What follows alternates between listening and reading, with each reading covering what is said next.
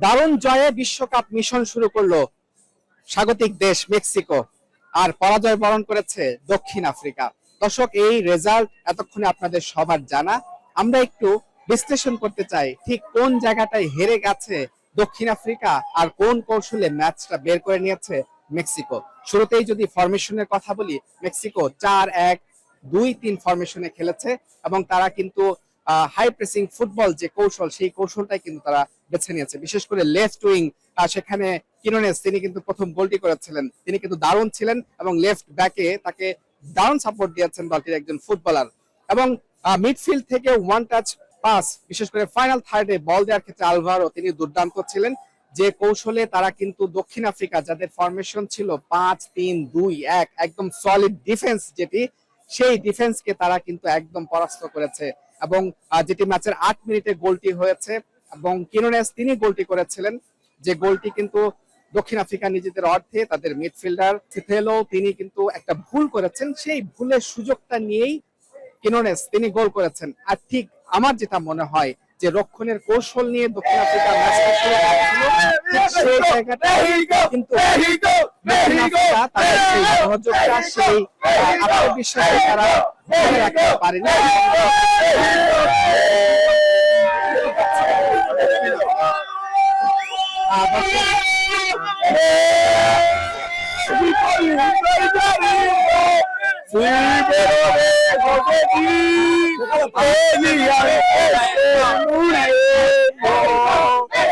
আমার পাশে মেক্সিকান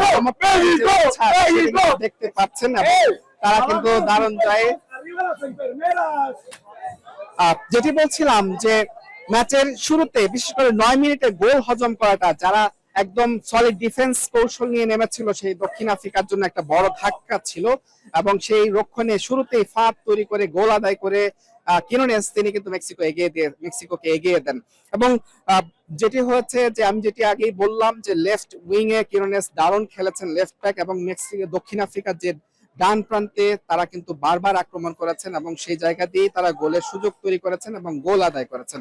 এই ম্যাচের নিঃসন্দেহে আরেকটা টার্নিং পয়েন্ট হয়ে থাকবে দক্ষিণ আফ্রিকা। এর আগেও তারা কামব্যাক করেছিল, সমতায় ফিরেছিল, কিন্তু সেই সুযোগটাও নষ্ট হয়ে যায় যখন ম্যাচের 49 মিনিটে প্রথম লাল কার্ড দেখে দলটির একজন ফুটবলার।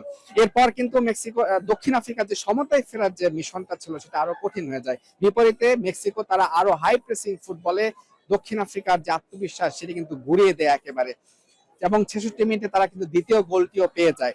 এরপরে দক্ষিণ আফ্রিকা আরো একটি লাল কার্ড দেখে, এরপর কিন্তু আর ম্যাচে ফেরার কোনো সুযোগই থাকে না, যেটি হয়নি দক্ষিণ আফ্রিকার জন্য। এবং একটা কৌশল নিয়ে তারা মাঠে নেমেছিল, বিশেষ করে মেক্সিকোর যে আজতেকা স্টেডিয়াম, সেখানকার উচ্চতাও একটা বিষয় ছিল। সব মিলে দক্ষিণ আফ্রিকার সামনে ডিফেন্সিভ ফুটবল ছাড়া খুব একটা বিকল্প ছিল না। তাদের আরেকটা কৌশল ছিল একটা কাউন্টার অ্যাটাক থেকে গোল করা, সেই সুযোগটাও কিন্তু মেক্সিকোর ডিফেন্স তারা কিন্তু দেয়নি। এবং ম্যাচের প্রথমার্ধে দক্ষিণ আফ্রিকা একটিও আক্রমণ করতে পারেনি, মেক্সিকো 6টি আক্রমণ করেছে, 2টি ছিল অন টার্গেটে। সব মিলিয়ে যে কৌশল ফরমেশন, মেক্সিকো কিন্তু শুরুতেই দক্ষিণ আফ্রিকার যে ডিফেন্সিভ কৌশল, তারা জানতো যে দক্ষিণ আফ্রিকা এই কৌশলেই খেলবে, শুরুতেই সেই কৌশলে তারা ফাঁদ তৈরি করেছে এবং গোল দিয়েছে। এবং ম্যাচটা ঠিক এভাবেই ব্রেইন বা মস্তিষ্কের খেলায় ম্যাচটা কিন্তু বের করে নিয়েছে Mexico. Mujribin Tarek, Jamuna sports, New York, যুক্তরাষ্ট্র।